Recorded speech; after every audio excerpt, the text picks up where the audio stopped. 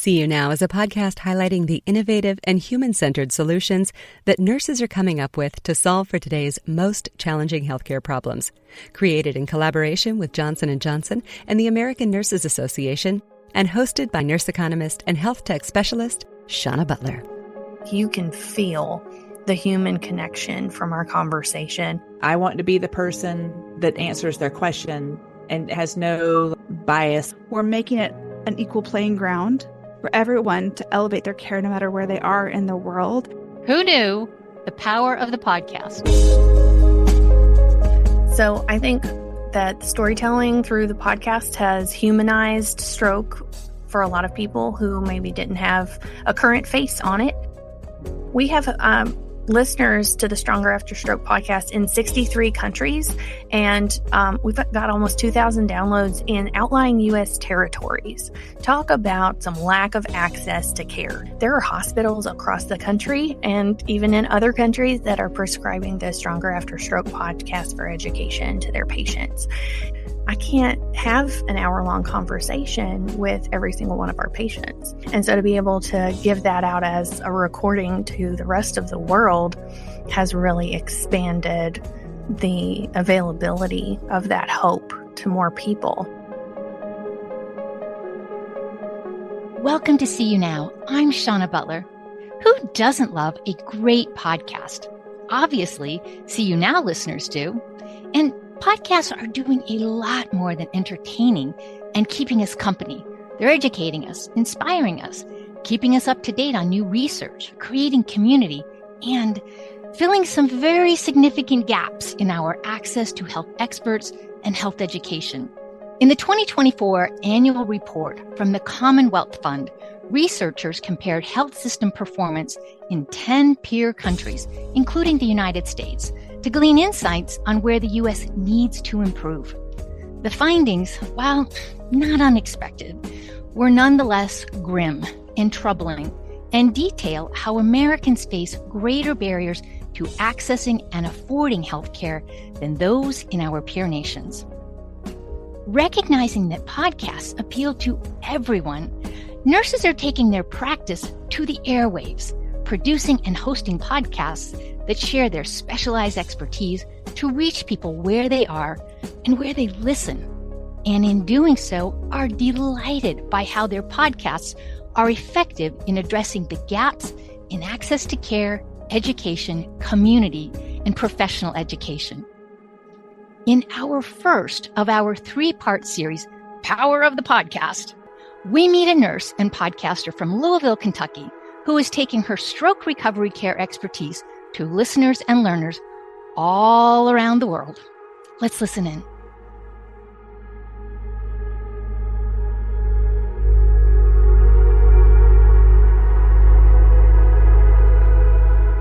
I'm Rosa Hart. I'm the stroke nurse navigator at the Norton Neuroscience Institute Resource Center in Louisville, Kentucky. I started as a nurse in the ICU, taking care of stroke patients. I worked in the ICU for 8 years, the last 4 years working as a nurse navigator. I've since expanded into also hosting the Stronger After Stroke podcast. The Stronger After Stroke podcast is for stroke survivors and their families, or anyone who loves them, to answer frequently asked questions from our experts, as well as to interview stroke survivors who are sharing their stories, as well as what was helpful for them in their recovery to give them their best quality of life after stroke.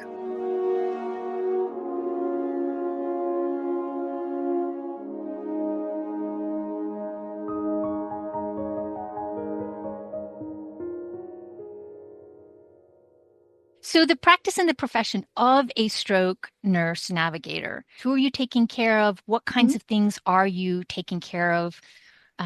Walk us through that.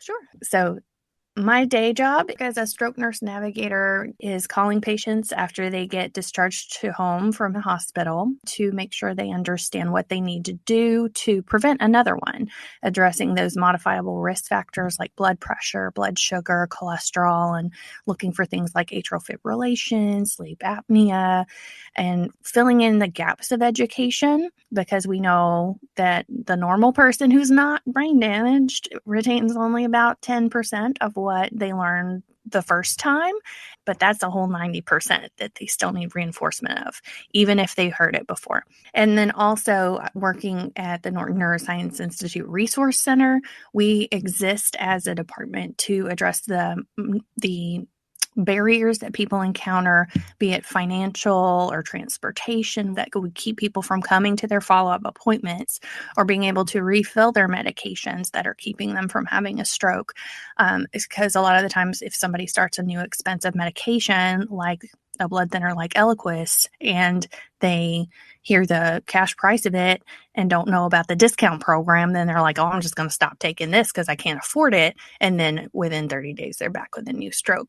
We also are able to address areas of quality of life and giving them like free exercise opportunities, music therapy, art therapy, Feldenkrais, some really great non-pharmacological interventions to improve their mobility and quality of life and building community with other people who have experienced stroke as well through stroke support groups.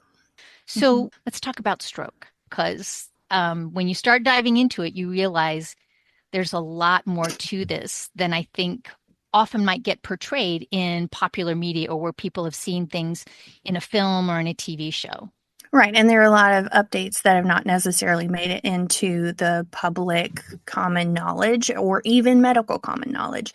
So, first of all, there are two kinds of stroke. There's ischemic stroke, which is the majority of my patients, or TIA, where blood has been closed off from circulating through a clot, through stenosis. It's an obstruction that's preventing blood flow getting to the brain in a certain area. And then there's hemorrhagic, which is a bleeding, which is what it sounds like, bleeding in the brain. The bleeding strokes usually have a lot worse outcomes and take a lot longer to recover from. The ischemic strokes, though, since 1995 have had an incredible new scope of treatment that's available through clot-busting medications that we can give IV, as well as endovascular neurosurgery that can pull the clot out of somebody's brain and then restore function. It's like flipping a light switch, and those parts of their body that were not responding at all just come back on. And I've seen this happen. So in 1996, this was highly controversial. So, I mean, that's pretty recent. For a lot of practicing nurses, when they started, if somebody had a stroke, then it's like, I'm sorry about your luck. We're going to get some rehab, but you're pretty much stuck that way. But now, since we have these clot-busting medications, we have the endovascular neurosurgery, and then we also have incredible innovations in rehabilitation therapies, and we've learned so much about neuroplasticity and how those injured and killed neurons can be replaced by the existing nerves. They can learn to connect in new ways that will allow people to regain function even years later. There's still people seeing recovery 15 years after a stroke. And that's really important messaging that needs to get out to the medical community as well as the community at large, so that they know this is why it's important to call 911 at the first sign of stroke, because then we can potentially reverse these effects of the stroke. In the United States, we have about 800,000 people a year do have a stroke. And the age at which people are having stroke is getting younger all the time. And that can be for a lot of different reasons. We're making barely a dent in people less likely to die of stroke, but it's still the leading cause of disability worldwide. So this is not just a United States problem. This is a global problem. And some risk factors are genetic and can't be controlled for, but there are a lot of lifestyle things that we can do to prevent them. And the number one preventable risk factor is having uncontrolled high blood pressure. A lot of Americans have that and don't realize it. More people are maybe realizing it once they get one of these fancy new rings that can measure blood pressure at home, or one of those fancy smart watches that can measure their blood pressure at home. hopefully you're going to see your primary care provider. But if your blood pressure top number is over 120, that means you have high blood pressure and you're at an increased risk of having a stroke no matter what your age is. So, the most common experience with stroke is that there is a fairly involved recovery process. There's the emotional part. There's the physical. They may not be able to process information. They may not be able to speak. They may not be able to feed themselves. There are a whole host of effects. Say more about what does recovery look like in a common scenario. Yeah. So not everybody can go straight home after they have a stroke. A lot of people need to start by going to an acute rehab, which is not a long-term care nursing home. It's actually a special hospital designed for rehabilitation where a physical, occupational, and speech therapist can work with you 3 or 4 hours a day to really build up that stamina that you need to go home and have your best recovery outside of a hospital setting. They'll have you do physical things to regain your strength as well as teach you coping mechanisms. If you need to learn how to do things a different way, like if your right arm is not working and you're right-handed, then they'll be teaching you how to use your left hand while also rehabbing that right arm, but also how do you function in the meantime and teaching the family as well. And then once they're discharged from acute rehab to home, then they can have either home health therapy if they're not strong enough to go to outpatient therapy, or they may go to outpatient therapy a few times a week. That can be for months, or it could be for years after. There's some people that are still going for years because they're still seeing improvements. So the word on the street was for a long time that however you are 6 months after a stroke is how your recovery is going to be. And we have found that is not true. The rate of improvement does slow around after 6 months. However, telling people that how you are at 6 months is how you're going to be makes them stop trying. And that's why they get stuck. Whereas if you let them know that if you're intentionally working with it, even if you can't go to physical, occupational, or speech therapy because your insurance is maxed out and you can't get any more visits covered, there are free things you can participate in, like online support groups where you can do group exercises and get that encouragement to keep working on what you've learned in those therapy visits and continue to see improvements. It is an ongoing process. It's frequently going to be, a year, years. So let's talk about the Stronger After Stroke podcast and have a listen to a clip, starting with how you introduce the show.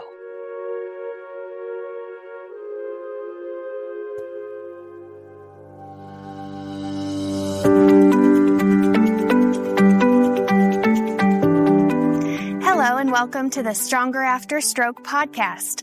I'm your host, Rosa Hart, stroke nurse navigator for Norton Healthcare. And today I get to meet with a stroke survivor who is not what you expect when you think of a stroke survivor. This is Russell Deakins. Yes. Thank you for being with me today, Russell. Thank you. And he has a really incredible story to share, and it's not entirely uncommon. So I'm really thankful you're willing to share what having a stroke at your age was like for you, because it's actually more and more common. Mm-hmm. So can you tell us, first of all, what was your life like before you had a stroke? So before my stroke, I was the typical 30-year-old male. Married, kids, job, athletic. I took care of myself. I wasn't the definition of fitness, but I did enjoy running half marathons, 5Ks, and playing in the yard with the kids. I don't know if that's the typical 30-year-old male. I don't know many who run races. What kind of races were you running? So I like to compete in half marathons. 5Ks. So half marathons pre-stroke, I had done 5 of them. After my stroke, I set a goal to complete another one. Oh, well, we'll hear about that and see how that worked out. So before you had a stroke, was there anything that kind of led up to it where you expected something to happen, or did it come out of the blue? It somewhat came out of the blue. I was just burning vacation days, and my stroke happened on a Wednesday. Well, I woke up the Tuesday before, and I remember telling my wife while I was getting them ready for work and school and typical fall life that I felt like I was going to have a migraine. Like I said, I was 30 years old, hadn't had them since high school. So 10, 12 years since the last migraine event. So it's very unusual. It was a weird feeling. But that day came and went, and cooked dinner and helped out, and it was a normal day. The Wednesday of my stroke, I remember waking up the same way and just not feeling right. Something going on upstairs felt weird. Helped get the wife and kids out the door. And then at noon that day, I got the cold chills like we all have, and I felt like I was going to get sick. I walked to the bathroom. I got sick like we've all done, and then I couldn't stand up. At that point, I knew it was something more than a migraine. Is that when you called 911? Did you do that? I did not. My parents live in my neighborhood, and my dad has a home office.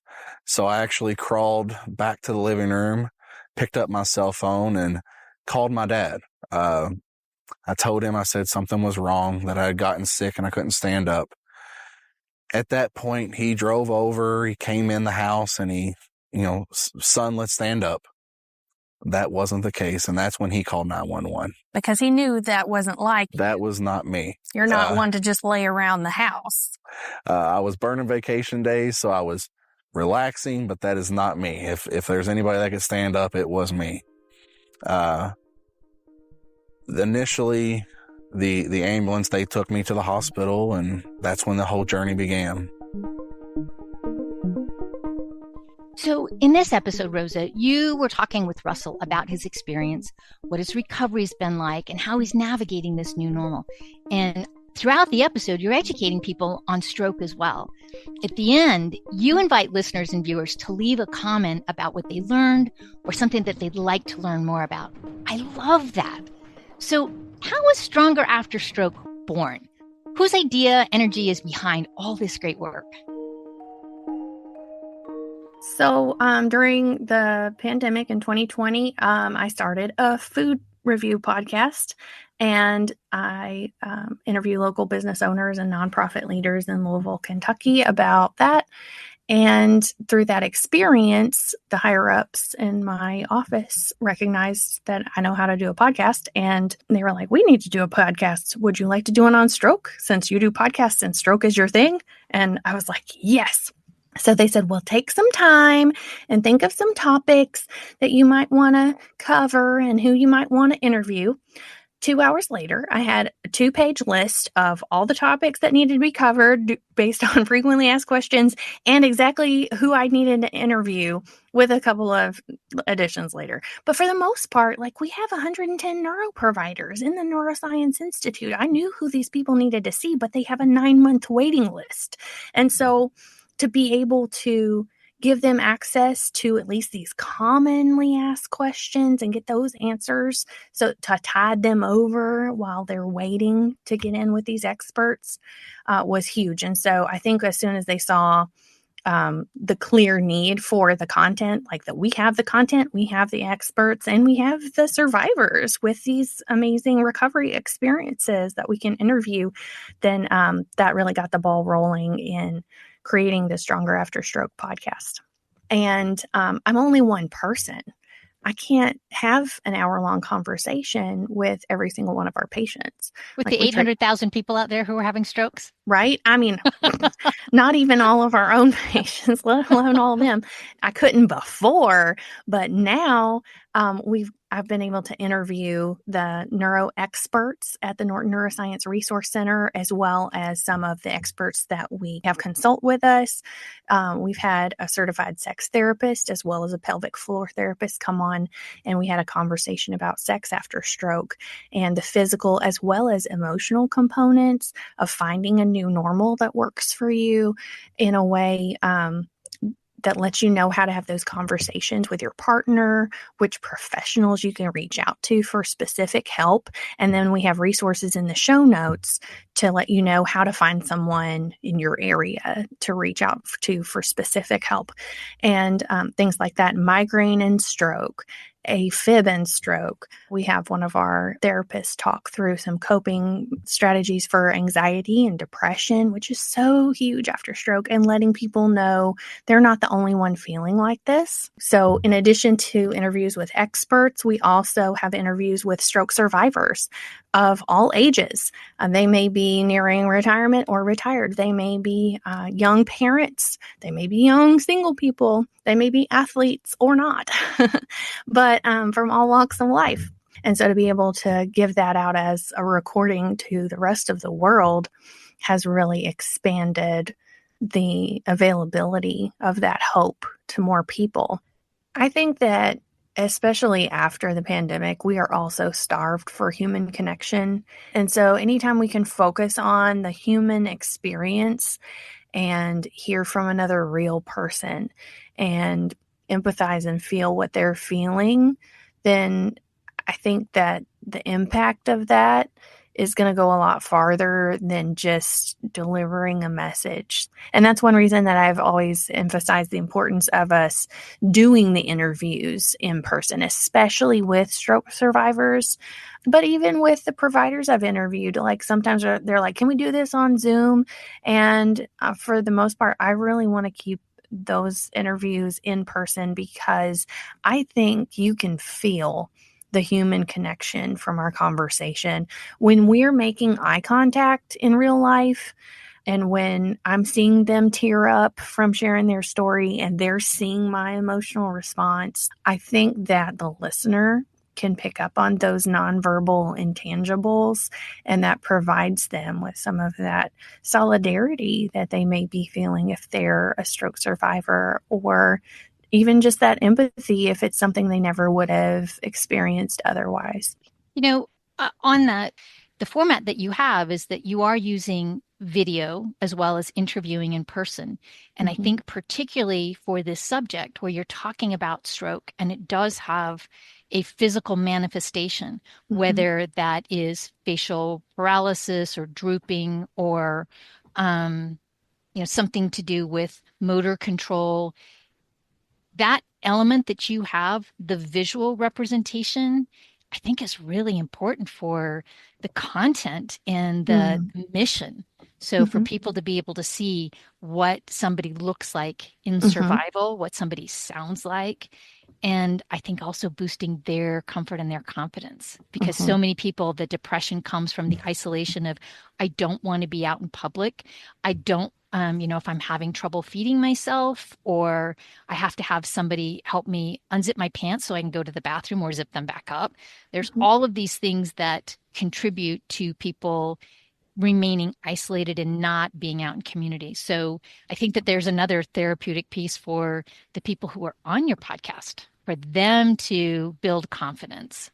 I think you're right about that, but I'm going to build on that with my selection of those stroke survivors is specific to people who were not going to the support groups because they felt like, because there was no visual evidence that they had a stroke, they felt guilty for their emotional needs.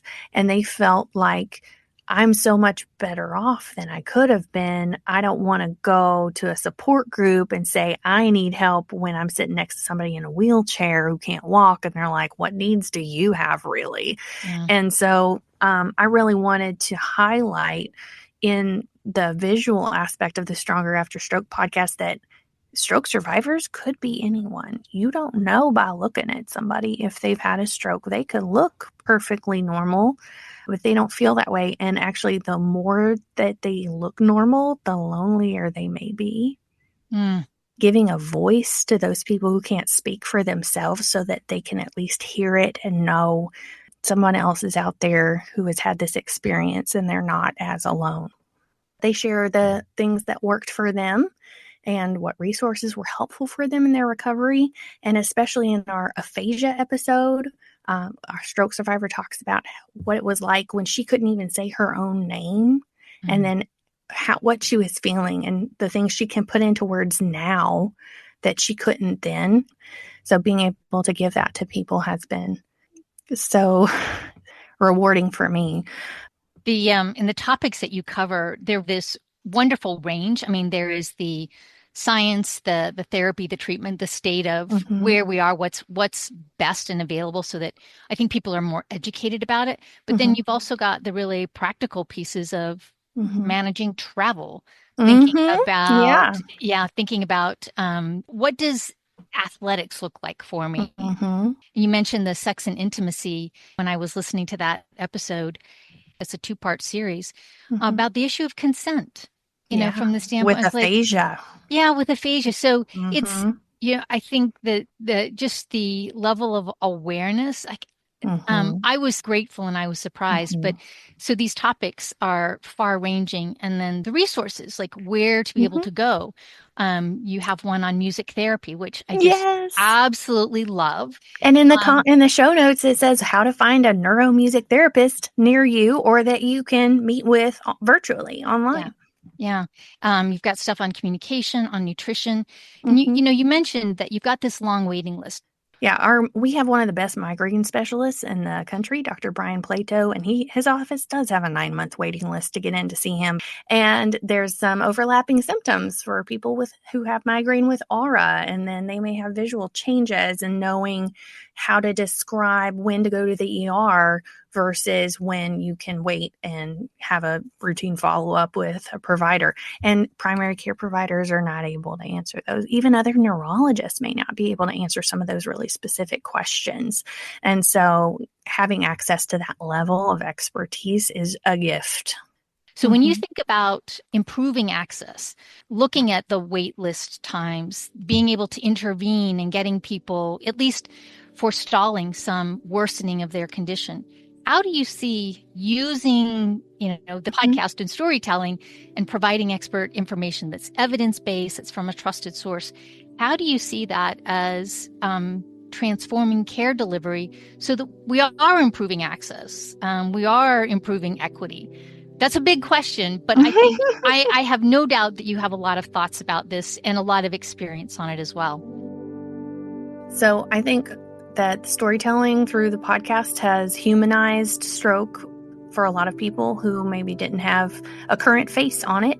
And so I hope that's raised awareness, for one thing, about the frequency of need in a population that's not necessarily an older population, but it may be a rural population. We have listeners to the Stronger After Stroke podcast in 63 countries, and we've got almost 2,000 downloads in outlying U.S. territories. Talk about some lack of access to care. They'll probably never see a comprehensive stroke center in their life, but they will have access to that expertise.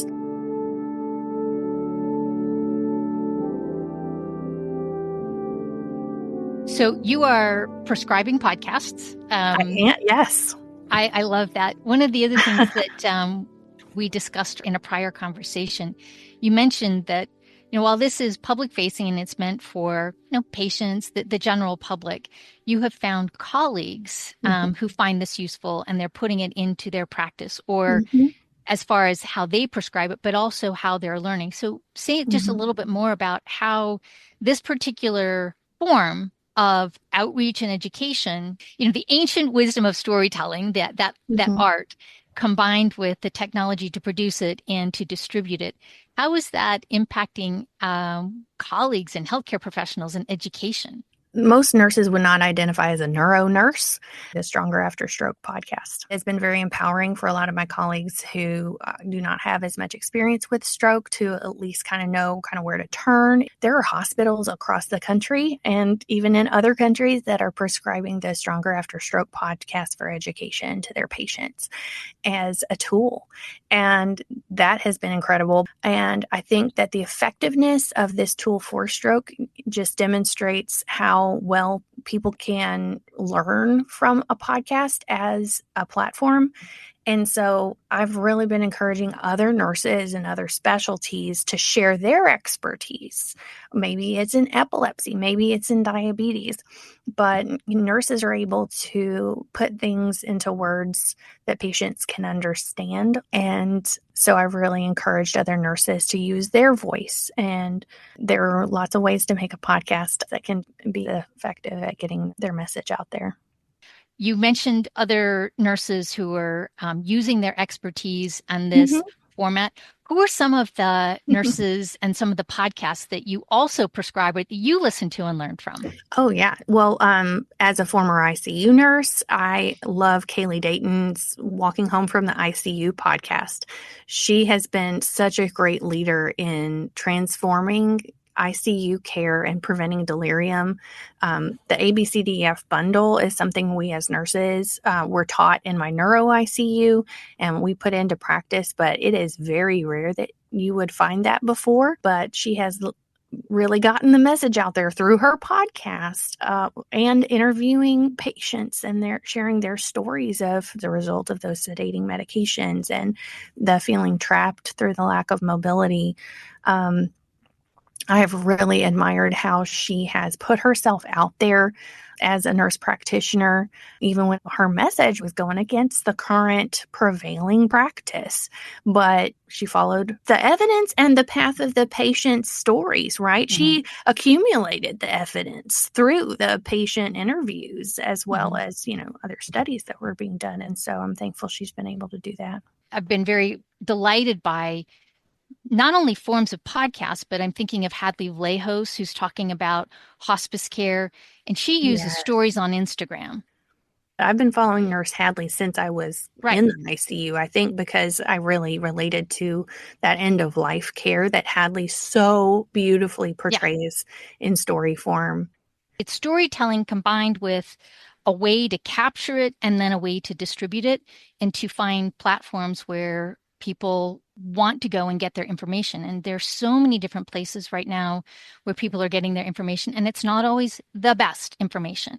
I think a lot about Michelle Lichman and the work that she does with the diabetes community and the deaf and the disability community. So I just see this opportunity and nurses who are really jumping in because they see the need and they know that with their information and their experience and their trust, their competence, they are able to reach a lot more people. So and meet those people where they're at, right? Hadley reaches people on Instagram because that's where they're at. And so if you see a population that's suffering from a lot of misinformation in that niche on Pinterest or on Instagram, let's create some content that's accurate and put it on Instagram and on Pinterest so they can find it and learn how to use those platforms and market the truth. Absolutely. I was going to say, jump on the latest TikTok dance trend and let's dance our way through diabetes and delirium and and all sorts of, depression. My goodness, dancing and depression, music. Well, that might work. If we dance, we could maybe dance our way out of depression. I think that there's a lot of potential for that. Special thanks to stroke nurse navigator and Stronger After Stroke podcast host, Rosa Hart. Coming up in part 2 of our Power of the Podcast series, we've taken Rosa's podcast recommendation and we're introducing you to ICU nurse practitioner and host of Walking Home from the ICU podcast, Kaylee Dayton. This is a huge change in our perspective, our knowledge, and our approach to critical care medicine that does require in-depth education. I felt very divinely guided to start the podcast Walking Home from the ICU. And I named it that because I wanted that to be the goal of critical care medicine. What if we had patients awake and mobile right away? Let them communicate their needs, treat their needs, let them connect with their families, let them know what was going on. They could get their own bodies going. They could walk. We would just have to push a ventilator behind them. To have patients go back to their lives that they lived before, whatever that looked like. Many of our patients could really walk home from the ICU. I've had the honor of interviewing a lot of experts throughout the world. When podcast listeners reach out with questions, if I can't answer them, I'm going to find someone that can, and we'll do an episode on it. For See You Now, I'm Shauna Butler. Keep listening. Nurses are transforming healthcare through innovation, compassion, and leadership. And Johnson & Johnson is proud to continue its 125-year commitment to champion nurses through recognition, skill building, leadership development, and more. The American Nurses Association is dedicated to building a culture of innovation. Nurses improve the lives of patients and communities through innovative thinking, empathetic connection, scientific rigor, and sheer determination. ANA is proud to support and advocate for our nation's most valuable healthcare resource, our nurses. For more information on See You Now and to listen to any of the earlier episodes in our library, visit seeyounowpodcast.com.